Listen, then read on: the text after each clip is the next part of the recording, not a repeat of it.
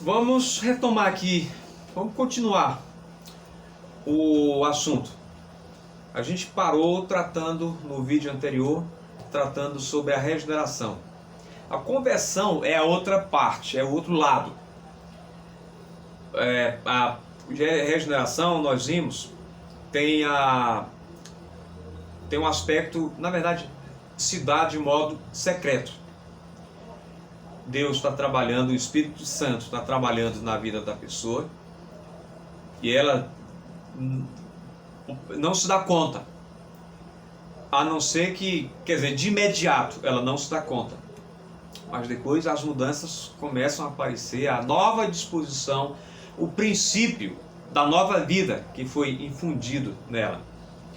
Então, se a regeneração tem esse aspecto secreto, a conversão é, por assim dizer, o aspecto público, é o aspecto externo, que é a nossa resposta espontânea ao chamado do Evangelho, pelo qual, sinceramente, nos arrependemos dos nossos pecados e colocamos a nossa confiança em Cristo para receber a salvação. A conversão, assim como a regeneração, tem alguns elementos constitutivos. O primeiro deles é o seguinte: a verdadeira fé salvífica inclui conhecimento, aprovação e confiança pessoal. O segundo, a fé e o arrependimento devem vir juntos.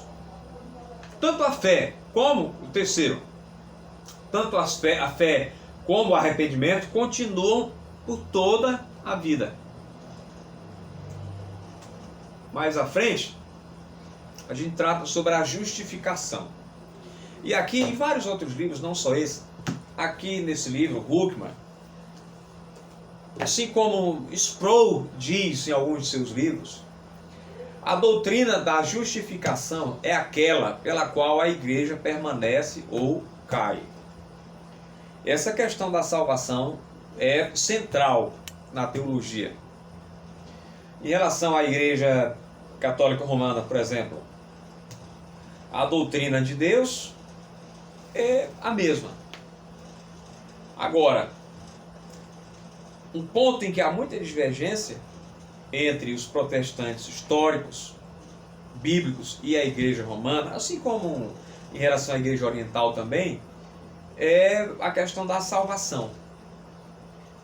Esse é um dos pontos mais cruciais, assim como a doutrina da igreja, que a igreja romana tem uma compreensão completamente diferente.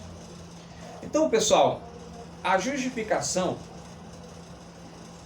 na verdade o termo é usado pelo apóstolo Paulo na carta aos Romanos.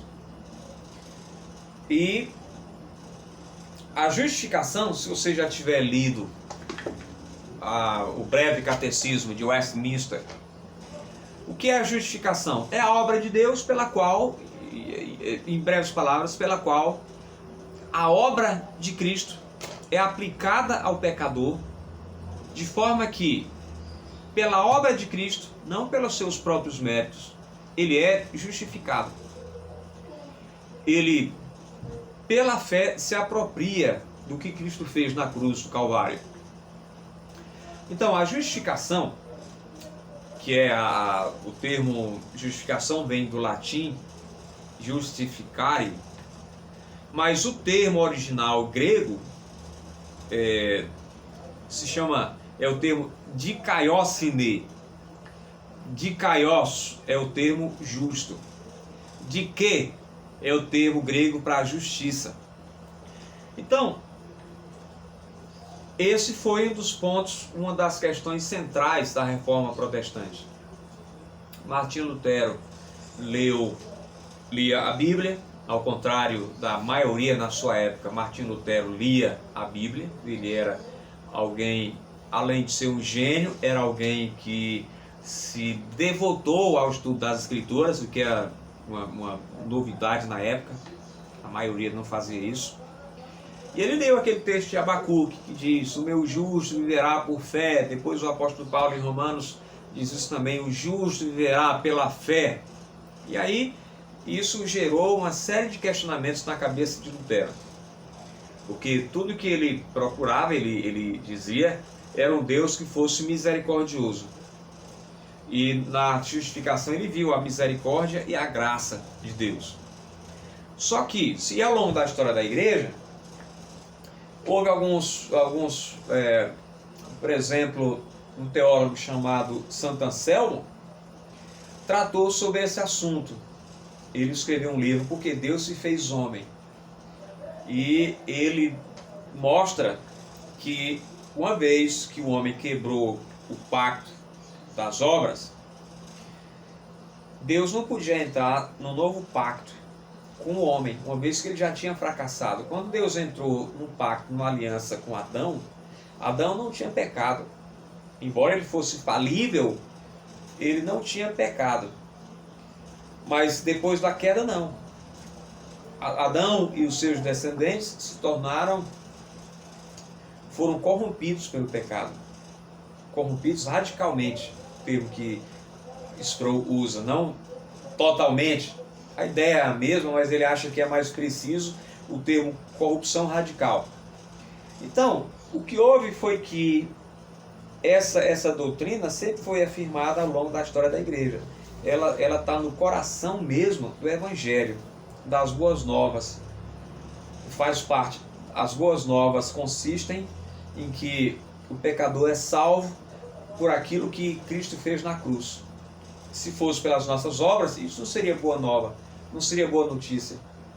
Mas uma vez que é pela graça, é de graça, não pelo que nós fazemos, custou muito para Deus, que deu o seu Filho, e custou a Cristo a sua própria vida. Mas para nós pecadores, não custou nada. Quer dizer, nós recebemos pela graça a salvação, e pela graça é um dom imerecido, um presente imerecido. Então, Martinho Lutero disse que essa é a doutrina pela qual a igreja permanece ou cai. Com a doutrina da justificação, a igreja é verdadeira. Sem a doutrina da justificação, não há evangelho. Logo, sem evangelho, não é igreja. O que é que se anuncia? O que é que se prega se não se prega o evangelho, se não se anuncia as boas novas da salvação? Agora, pessoal, a coisa toda começou a desandar com a tradução da Bíblia, do grego, do hebraico e do grego para o latim. Foi uma tradução feita por Jerônimo. E nessa tradução, o que houve foi o seguinte, quanto à justificação. A palavra grega dikaiosine, que significa, que é traduzida por justificação, cujo sentido é declarar justo. No latim, o termo latino tem outro sentido, justificare. Tem o sentido de fazer justo. Então, pode parecer sutil, mas há uma diferença aí. Há uma diferença entre declarar justo e fazer justo. Então, qual é o sentido bíblico? É declarar justo. Deus declara o pecador justo, aquele pecador que se apropriou pela fé da obra de Cristo. Agora, esse é o sentido resgatado quando da Reforma Protestante, por Lutero, por Calvino e pelos outros reformadores. Agora, a ideia que passou a prevalecer na Igreja Católica desde a tradução da Vulgata, a Vulgata vem de vulgo, né? Vulgata, que é a tradução da Bíblia para o latim, que era a língua do povo, a língua falada pelo povo, pelo vulgo, a língua comum, popular, passou, na época, né, passou essa ideia de fazer justo. A ideia de fazer justo traz a ideia de obras. Você tem que fazer alguma coisa, que é o que há, que faz parte do esquema católico romano da salvação. Então percebem aí a diferença? Então, quando houve a Reforma Protestante, a Reforma foi uma reação a isso também. Não só, mas uma reação a isso. Na Reforma, se afirmou que não é a igreja que salva, a ideia que a Igreja Católica propõe. Não é a igreja que salva, embora o salvo deva estar na igreja. A gente vai ver em Eclesiologia isso, doutrina da igreja. É Cristo que salva, é Cristo que salva. Então, espero que tenham pego aí a ideia e a distinção entre dikaiosune e a ideia que prevaleceu na igreja romana, a ideia que veio com o termo latino justificare. Mas veja aqui, pessoal, a definição que Grudem nos passa é a seguinte: justificação é um ato instantâneo e legal da parte de Deus, pelo qual ele, um ato legal, quer dizer, é como se fosse um ato de tribunal, forense. A justificação tem um caráter forense, em que o pecador é absolvido, é declarado justo, não que ele seja justo em si mesmo, mas porque a dívida foi paga, o preço foi pago. Então, justificação é um ato instantâneo e legal da parte de Deus, pelo qual ele, primeiro, considera os nossos pecados perdoados e a justiça de Cristo como pertencente a nós e declara-nos justos à vista dele. Quais são os elementos da justificação? Primeiro, inclui uma declaração legal da parte de Deus. Segundo, Deus nos declara justos à vista dele. Terceiro, o perdão dos pecados faz parte da justificação. Ainda sobre os elementos da justificação, Deus pode nos declarar justos por causa de quem? De Cristo. Quinto, a justificação é inteiramente pela graça de Deus. E sexto, Deus nos justifica por meio da fé em Cristo. É isso que Paulo diz? Pela fé sois salvos, pela graça sois salvos mediante a fé. Não vem de nós, não vem de vós, é dom de Deus. E foi assim no Antigo Testamento também, não só no Novo. Abraão foi salvo pelo quê? Creu Abraão e foi justificado. Não é isso que a gente lê? Para frente, pessoal. Dentro dessa doutrina, há a doutrina da adoção, que trata sobre a nossa aceitação, a nossa filiação na família de Deus. É a doutrina da adoção.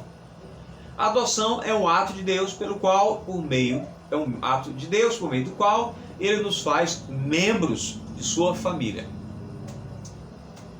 Então, quais são as características da adoção? A adoção segue a conversão e é resultado da fé salvífica. A adoção é algo distinto da justificação. Agora, quais são os privilégios da adoção? A adoção nos proporciona várias coisas, várias bênçãos. Primeiro, um pai. Quando nós somos adotados na família de Deus, nós podemos clamar Abba, Pai. Além disso, nós temos uma herança. Nós fazemos parte da família, nós temos direito a uma herança.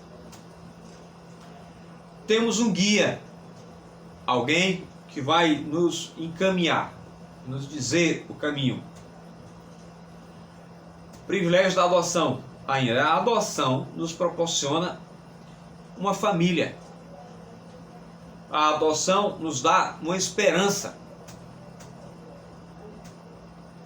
Agora, pessoal, a justificação segue-se à santificação. Para nos justificar, nós não fazemos nada. Para nos santificar, aí há um sinergismo. A gente pode dizer que a santificação é sinergista. Há a participação de Deus e há o nosso esforço. Agora, para a justificação é sinergista, é monogista. Monergista, é só Deus. A salvação pertence ao Senhor. É o que a gente lê no livro de Jonas. Então, Deus e o homem cooperam para a nossa santificação. E ainda, santificação é uma obra progressiva da parte de Deus e do homem, que nos torna cada vez mais livres do pecado e semelhantes a Cristo em nossa vida presente. Quais são as diferenças entre justificação e santificação? Primeiro, justificação é uma posição legal. Santificação é uma condição interna. Justificação é de uma vez por todas. Santificação continua por toda a vida. Justificação é uma obra inteiramente de Deus. Santificação, nós cooperamos.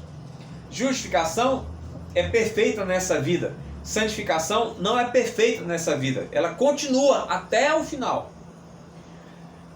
Justificação, ela é a mesma em todos os cristãos. Santificação é maior em alguns do que em outros. Quer dizer, alguns santificam mais do que outros. Estágio da santificação. A santificação tem um começo definido na regeneração. A santificação aumenta por toda a vida. Os papéis de Deus e do homem na santificação. O papel de Deus, o papel específico de Deus, Pai, na santificação, é seu processo de nos disciplinar como filhos. O homem.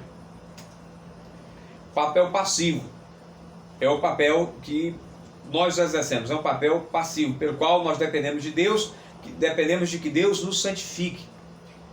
Nós temos um papel passivo e um ativo. O papel ativo é aquele pelo qual nós nos esforçamos para obedecer a Deus e a dar passos que aumentarão a nossa santificação. Como a santificação afeta o homem? Para a gente terminar. Primeiro, o intelecto. Físico, a vontade, e assim por diante. Não entrei em detalhes, mas eu vou passar esses slides e vocês vão poder acompanhar e ver os textos bíblicos. Motivos da obediência a Deus na vida cristã: desejo de agradar a Deus, manter uma consciência limpa, ser útil, vaso de honra, servir de exemplo, receber as bênçãos de Deus, temor e respeito, buscar o galardão, proximidade e intimidade, exemplo aos anjos, desejo de paz e alegria, anseio de obedecer. Para todos esses há textos bíblicos. E aí vem a questão da vida cristã, do fruto do Espírito,